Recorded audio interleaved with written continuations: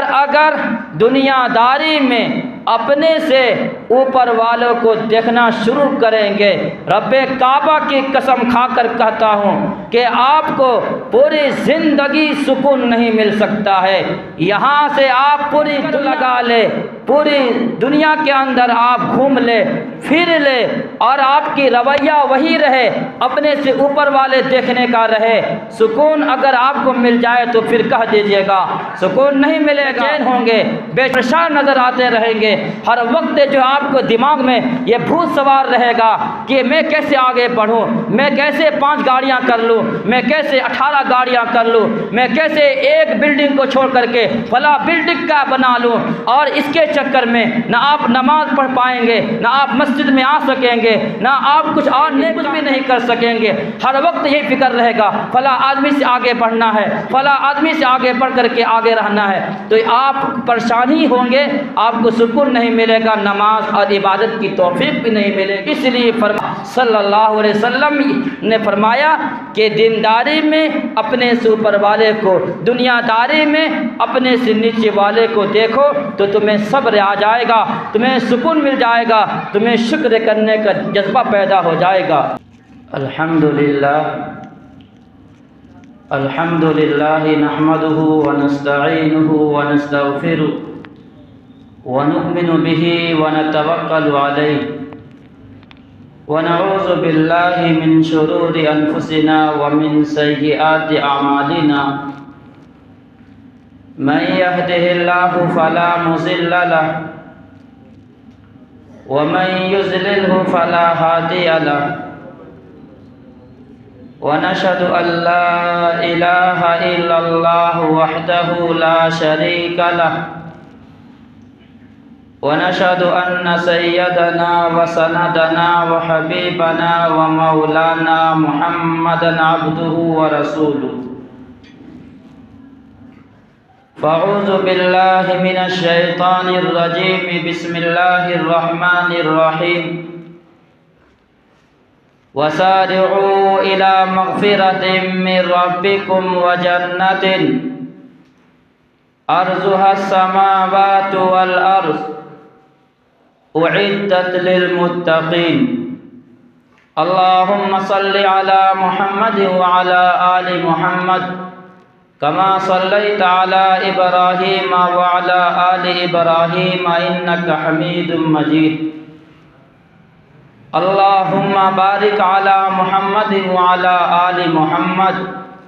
كما باركت على إبراهيم وعلى آل إبراهيم إنك حميد مجيد۔ سامعین محترم، عزیز ساتھیوں، بزرگوں، قرآن کریم کی ایک آیت تلاوت کی ہے، وَسَارِعُوا إِلَى مَغْفِرَةٍ مِّن رَبِّكُمْ، کہ اس رب العالمین کہ مغفرت کی طرف اور جنت کی طرف سعی کرو، دوڑو، جس کی چوڑائی زمین اور آسمان کے برابر ہے، اعدت للمتقین، اور جنت متقیوں کے لیے تیار کی گئی ہے۔ اس آیت کا ترجمہ ہوا، قرآن کریم کی اس آیت کا مطلب یہ ہے کہ نیک کام کرنے میں جلدی کرنا چاہیے، دیر نہیں کرنا چاہیے۔ جب انسان کے دل میں نیکی کا جذبہ پیدا ہو، جب نیک کام کرنے کا شوق پیدا ہو، جب نیکی کی طرف دل مائل ہو تو فوراً اس نیکی کو کر دینا چاہیے۔ نیک کام کرنے میں تاخیر نہیں کرنا چاہیے۔ ایک شوق پیدا ہوا، ایک داعیہ پیدا ہوا، ایک چیز آپ کے دل میں آئی کہ نماز آج سے شروع کرنی چاہیے تو فوراً نماز شروع کر دینی چاہیے، تاخیر نہیں کرنا چاہیے، ٹال مٹول نہیں کرنا چاہیے۔ یہ جو شوق پیدا ہوا، یہ جو ایک طریقے کا داعیہ پیدا ہوا، تو اگر اس کام کو آپ فوراً نہیں کیجیے گا تو وہ چیز پھر ختم ہو جائے گی، پھر شوق ختم ہو جائے گا، پھر اس چیز کی خواہش ختم ہو جائے گی۔ جب آپ کے دل میں یہ بات آئی کہ رب العالمین نے کائنات کو پیدا کیا، رب العالمین ہمیں صبح اور شام کھلاتا ہے، پلاتا ہے، جب رب العالمین ہماری ہر طریقے سے انتظام کرتا ہے، وہی مالک الملک ہے، وہی زمین و زمان کا مالک ہے، جب انسان کے دل میں یہ چیزیں آتی ہے اور عبادت کا شوق پیدا ہوتا ہے تو فوراً عبادت کرنا چاہیے۔ نیک کام کرنے میں ایک دوسرے سے سبقت کرنا چاہیے، آگے بڑھنے کی کوشش کرنا چاہیے۔ نیک کام کرنے میں دنیاوی زندگی میں ایک دوسرے سے ریس نہیں کرنا چاہیے، ایک دوسرے سے آگے بڑھنے کی کوشش نہیں کرنی چاہیے، لیکن جب بات آئے گی نیک کام کرنے میں تو ایک دوسرے سے بڑھنے کی کوشش کرنا چاہیے۔ وَسَارِعُوا إِلَىٰ مَغْفِرَةٍ مِّن رَبِّكُمْ، دوڑو، سبقت کرو اس رب کی مغفرت کی طرف اور جنت کی طرف دوڑو، ایسے نیک اعمال کرو جو اعمال تجھے جنت تک لے جائیں گے، جو اعمال تجھے جہنم سے بچائیں گے، ان اعمال کے کرنے کی طرف دوڑو، سبقت کرو۔ دنیاوی زندگی میں ہم ایک دوسرے سے ریس کرتے ہیں، مقابلہ کرتے ہیں کہ اے کاش میرا گھر بھی فلاں گھر سے بہتر ہو جائے، میری سواری فلاں آدمی کے سواری سے بہتر ہو جائے، میرا کپڑا فلاں آدمی کے کپڑا سے بہتر ہو جائے۔ دنیاوی چیز میں آدمی ایک دوسرے سے ریس کرتا ہے، ایک دوسرے سے آگے بڑھنے کی کوشش کرتا ہے، لیکن نیک کام کرنے میں، نیکی کرنے میں ایک دوسرے سے سبقت نہیں کرتا، آگے بڑھنے کی فکر نہیں کرتا۔ اس لیے جب آپ کے دل میں ایک جذبہ پیدا ہوا نیکی کا، عبادت کرنے کا تمنا ہوا، شوق پیدا ہوا، تو فوراً آپ اس کام کو کر گزریے۔ شیطان ہے، شیطان ہر ایک کے ساتھ لگا ہوا ہے کہ نماز تو پڑھنا ہی ہے، نماز کوئی انکار نہیں کرتا ہے، جس کو بھی آپ کہیں گے نماز پڑھنے کے لیے وہ منع نہیں کرے گا کہ میں نماز نہیں پڑھوں گا، نماز پڑھیں گے یہ کہے گا۔ شیطان اسے اس طریقے سے سبق پڑھاتا ہے کہ ابھی تو زیادہ وقت نہیں گزرا ہے، ابھی تو شروع جوانی کے دہلیز پر قدم رکھا ہے، ابھی تو بچہ سے جوان ہوا ہوں، ابھی پوری زندگی نماز پڑھنے کے لیے ہے، پوری زندگی باقی ہے۔ اس طریقے سے شیطان سبق پڑھاتا ہے، انسان پڑھ لیتا ہے۔ اسی طریقے سے جب ایک آدمی کے دل میں یہ خواہش پیدا ہوئی، یہ جذبہ پیدا ہوا کہ عبادت کرنی چاہیے، نیکی کرنی چاہیے، فوراً اس نے نہیں کیا، شیطان نے اسے سبق پڑھایا کہ یہ کام کل کرنا، نیکی آج نہیں کل سے کرنا۔ جب کل آتا ہے تو پھر شیطان سبق پڑھاتا ہے، اس نیک کام کو پرسوں کر لینا۔ اس طریقے سے ٹال مٹول کرتے کرتے وہ انسان نیک کام نہیں کرتا ہے، چھوڑ دیتا ہے۔ اس لیے فرمایا گیا کہ جب بھی شوق پیدا ہو جائے، جب بھی جذبہ پیدا ہو جائے نیک کام کرنے کا تو فوراً اس کام کو کر گزریے۔ حضرت عبداللہ بن مبارک رحمۃ اللہ علیہ کتنے بڑے محدث، وقت کے ولی بزرگ گزرے ہیں، عالم دین گزرے ہیں۔ انسان سکون تلاش کرتا ہے، انسان راحت حاصل کرنے کے طرح طرح سے چیزیں اختیار کرتا ہے، لیکن سکون نہیں ملتا، راحت نہیں ملتی ہے۔ حضرت عبداللہ بن مبارک رحمۃ اللہ علیہ زندگی میں یہ بات لکھی ہے کہ وہ خود مالدار تھے، مالدار لوگوں کے ساتھ وہ رہتے تھے، اٹھنا اور بیٹھنا مالدار لوگوں کے ساتھ ہوتا تھا، کہیں جانا ہوا مالدار لوگوں کے ساتھ چلے گئے، کہیں آنا ہوا بیٹھک ان کا مالدار لوگوں کے ساتھ رہتا تھا۔ وہ خود بھی مالدار تھے لیکن سکون نہیں ملتا تھا، راحت نہیں ملتی تھی،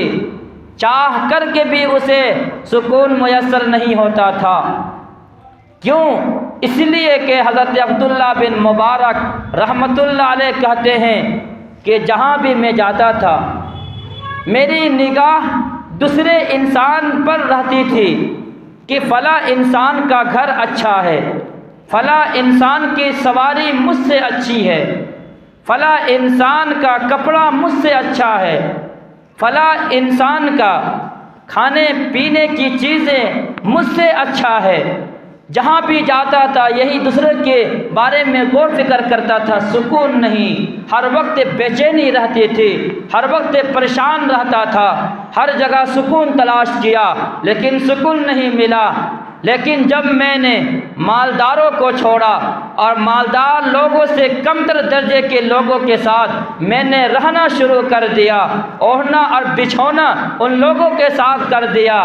اور میں نے اپنے سے کمتر لوگوں کو دیکھنے لگا کہ فلاں آدمی نہیں بلکہ فلاں آدمی کے پاس تو کھانے کے لیے چیزیں جو ہے مجھ سے اچھا نہیں ہے، فلاں آدمی کی سواری مجھ سے اچھا نہیں ہے، فلاں آدمی کا گھر میرے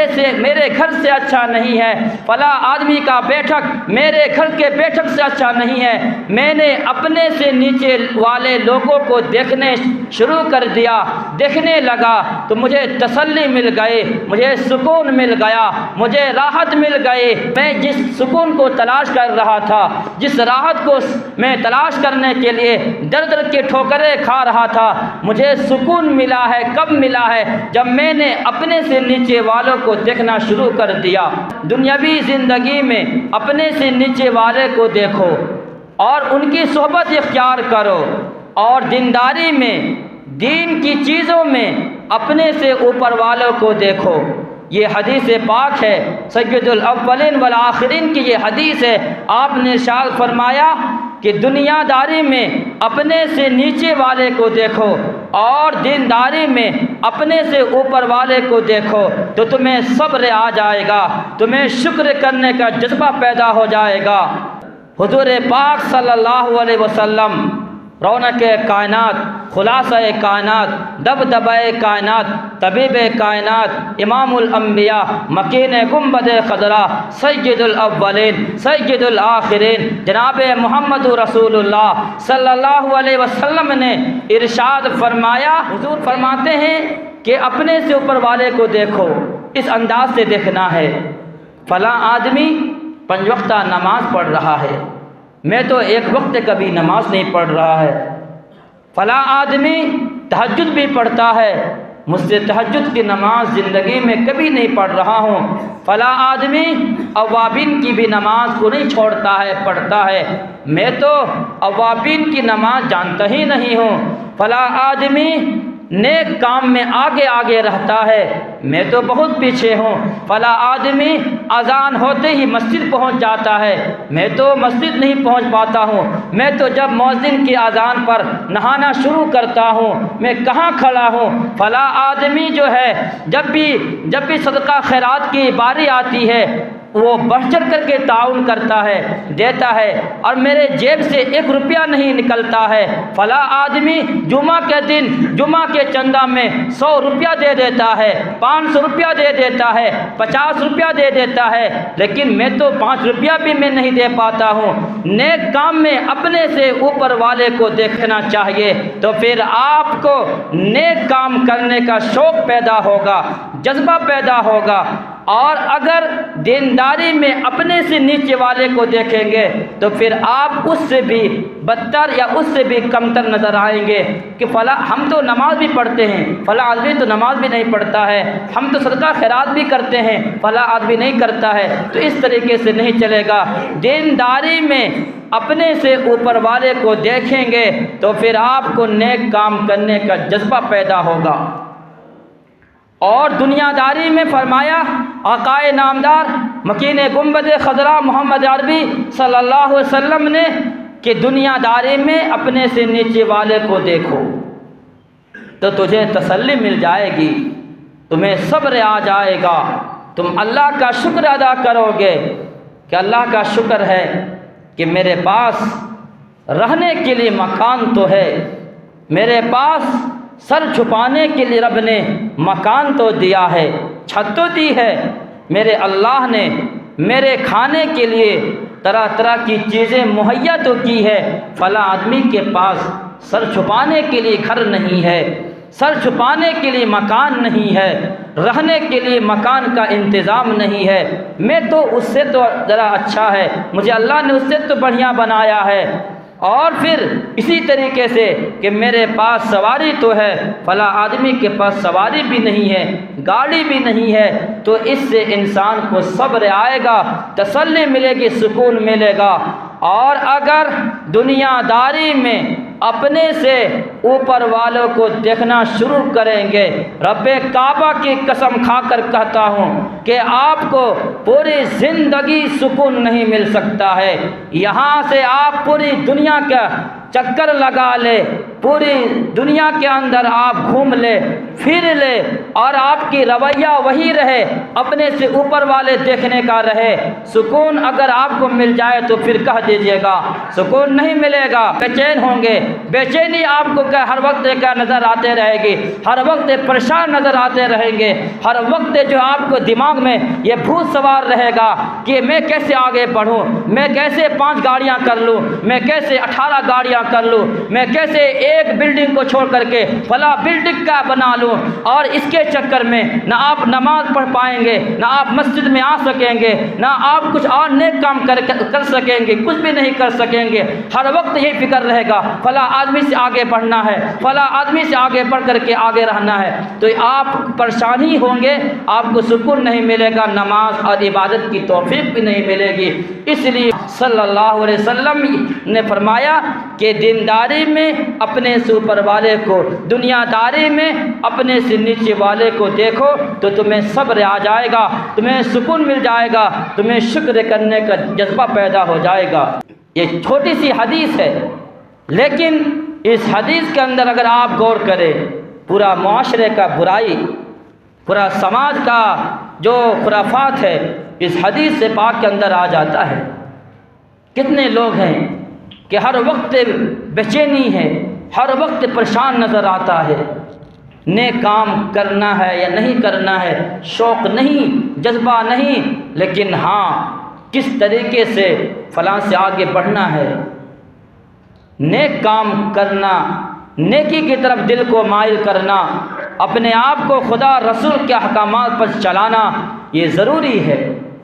دنیا بنانے والے نے دنیا بنایا، پروردگار عالم نے کائنات کو بنا کر کے آپ کو دنیا میں بھیجا، جس نے آپ کو بنایا اسی کو انسان بھلا دیا ہے، اسی کو انسان بھلا کر کے عیش و آرام کے اندر زندگی بسر کر رہا ہے۔ فرمایا نیک کام کرنے میں سبقت کیا کرو، ایک دوسرے سے آگے بڑھنے کی فکر کرنا چاہیے، ریس لگانا چاہیے نیک کام کرنے میں، تب جا کر کے آپ کو یہاں تک کہ کامیابی ملے گی، تب جا کر کے آپ کو یہ احساس ہوگا کہ میری زندگی میں کچھ نیکیاں آ رہی ہے، میرے اعمال میں کچھ نیکیاں اضافہ ہو رہے ہیں۔ یہ اپنے آپ پر محاسبہ کرنا ہے، اپنے آپ کو سوچنا ہے کہ ہم کھڑے کہاں ہیں اور ہمیں کھڑا کہاں ہونا چاہیے۔ انسان یہ سمجھتا ہے کہ جوانی ہے، جوانی کے بعد بڑھاپے میں توبہ کر لیں گے اور بڑھاپے میں نیکی کی طرف مائل ہو جائیں گے، بڑھاپے میں اپنا تعلق مسجد سے جوڑ لیں گے، اپنا تعلق خدا رسول کے حکام کے مطابق عمل کرنے میں لگا دیں گے۔ یہ انسان جوان سمجھتا ہے ابھی موت تو نہیں آئے گی، ایک ابھی موت بڑھاپے میں آئے گی، موت جب ابھی تو نہیں آنے والی، اس لیے نماز شروع کریں گے، ایک زمانے کے بعد شروع کریں گے، لیکن معلوم نہیں ہے کہ جوانی جس رب نے دی ہے، کیا پتہ تجھے ایک جھٹکا لگ جائے، جوانی تمہاری ختم ہو جائے، کتنے نوجوانوں کو ہم نے اس ہاتھ سے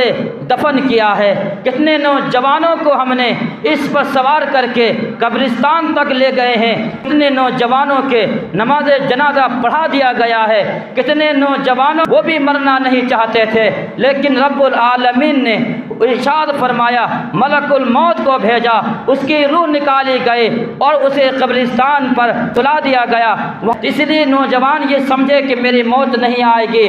بعد میں توبہ کر لیں گے، بعد میں عبادت کر لیں گے، بعد میں نیکیاں کر لیں گے، تو یہ بہت بڑی بھول ہے۔ شیطان کی طرف سے یہ پڑھایا ہوا سبق ہے۔ شیطان کے پڑھائے ہوئے سبق کو نہیں پڑھنا ہے، اپنے دماغ کو، عقل کو لگانا ہے کہ کیا معلوم زندگی کتنی باقی ہے، کتنی زندگی گزر گئی ہے، کسی نے نہیں دیکھا ہے کل کو کہ کل کو کیا ہونے والا ہے۔ انسان، حدیث پاک ہے جناب رسول اللہ صلی اللہ علیہ وسلم نے ارشاد فرمایا، ایک زمانہ آئے گا انسان رات کو مومن بن کر کے سوئے گا لیکن صبح کافر ہو جائے گا، مرتد ہو جائے گا، کفار کے صف میں اس کا شمار ہوگا، اور جب صبح ہوگی صبح سے شام تک مسلمان ہوگا لیکن رات کے وقت وہ کافر ہو جائے گا، مرتد ہو جائے گا۔ وجہ کیا ہے؟ حضور پاک صلی اللہ علیہ وسلم نے ارشاد فرمایا کہ وہ دور، وہ حالات ایسے آئیں گے کہ انسان دنیاوی زندگی کو کمانے کے چکر میں، پیسہ اور روپیہ کمانے کے چکر میں اپنے ایمان کو چند پیسوں کے بدلے میں بیچ دے گا، اپنا ایمان کا سودا کر دے گا۔ اگر کوئی انسان اسے کہے گا کہ تم اپنے دینداری کو چھوڑ دو تو میں تمہیں جاب میں رکھوں گا، تم داڑھی کٹا دو میں تمہیں اپنے کمپنی میں رکھوں گا، تم جو ہے اپنا لباس بدل دو، غیر مسلم والا لباس پہن لو، اپنے یہاں نوکری میں تجھے رکھ لوں گا، اس طریقے سے اسباب پیدا کیے جائیں گے، پھر مسلمان سمجھے گا ابھی اگر میں دین کو چھوڑ دیتا ہوں، نوکری اختیار کر لیتا ہوں، جاب اختیار کر لیتا ہوں، تو ہو سکتا ہے بعد میں جا کر کے توبہ کر لیں گے، پھر دین کے اندر آ جائیں گے، ابھی تو مجھے ضرورت ہے پیسے کی، ابھی تو مجھے ضرورت ہے دولت کی، اور وہ انسان اس بہکائے ہوئے انسان کے چکر میں آ کر کے ایمان کو کھو جائے گا، ایمان کو بیچ دے گا، اپنے جو ہے دین کو ختم کر دے گا اور اس انسان کی نوکری کو قبول کر لے گا۔ یہ اس طریقے سے ہوگا اور انسان کو پتہ ہی نہیں چلے گا کہ میں مسلمان ہوں یا میں کفار کے صف میں کھڑا ہو گیا ہوں۔ یہ دور آنے والا ہے۔ آج آپ جو ہے اپنے معاشرے کا جائزہ لیجئے، ایک طرف حدیث کا جائزہ، ایک طرف اپنے معاشرہ کا جائزہ لیجئے۔ کتنے ایسے نوجوان ہوں گے، کتنے ایسے بوڑھے بزرگ ہوں گے کہ جن کو میں یہ کہہ دوں کہ جنہیں کلمہ طیبہ بھی نہیں آتا ہے، جنہیں استغفر اللہ بھی یاد نہیں ہوگا، جن کو یہ بھی نہیں پتا ہوگا میں بباغ دہل یہ بات کہہ سکتا ہوں کہ خدا کون ہے، رسول اللہ کون ہے، ہماری تعلیمات کیا ہے، قرآن کیا ہے، اسلام کیا ہے، ہم پیدا کیوں ہوئے ہیں، ہماری منزل کیا ہے، سوالات جوابات جو قبر میں کیا ہوں گے، کچھ بھی پتہ نہیں۔ ایسے بھی لوگ معاشرے کے اندر نظر آتے ہیں جو یہاں تک کہ اس انسان کو بہکانے میں، اس انسان کو اپنے دین کو چھوڑنے میں، اپنے ایمان کو چھوڑنے میں دیر لگے گا، وقت لگے گا، وہ انسان کہے گا کہ میں مسلمان ہوں، وہ ثابت قدم رہے گا، کیا لگتا ہے آپ کو لگے گا؟ وہ کبھی نہیں، وہ چند پیسوں کے عوض میں ایمان کو کھو جائے گا، بیچ دے گا اپنے ایمان کو، اور وہ انسان اس چیز پہ اختیار کر لے گا۔ اس لیے پیارے آقا صلی اللہ علیہ وسلم نے بڑی بات ارشاد فرمائی ہے، ہمیں اور آپ کو ہر طریقے سے رہبری کی گئی ہے، ہمیں اور آپ کو ہر طریقے سے سمجھایا گیا ہے کہ اپنے آپ کو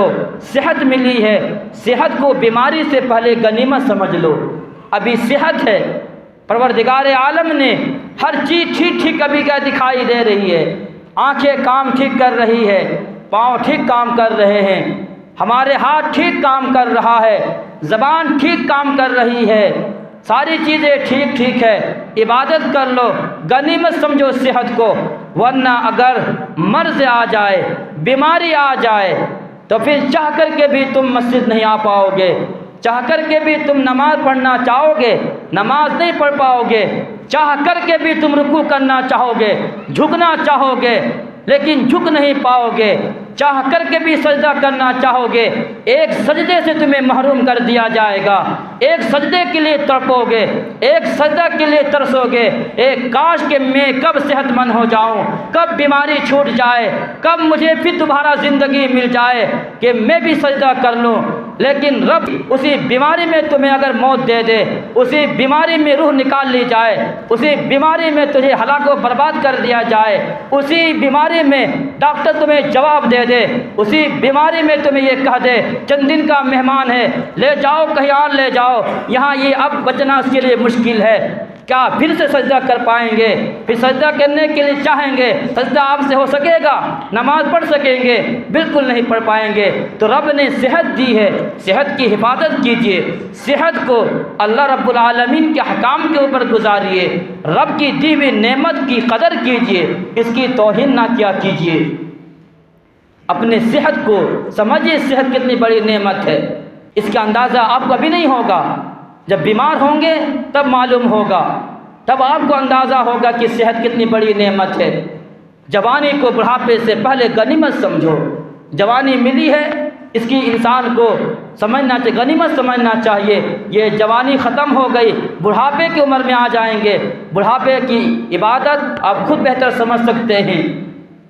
نہ انسان صحیح طریقے سے جھک سکتا ہے، نہ صحیح طریقے سے وضو بنا سکتا ہے۔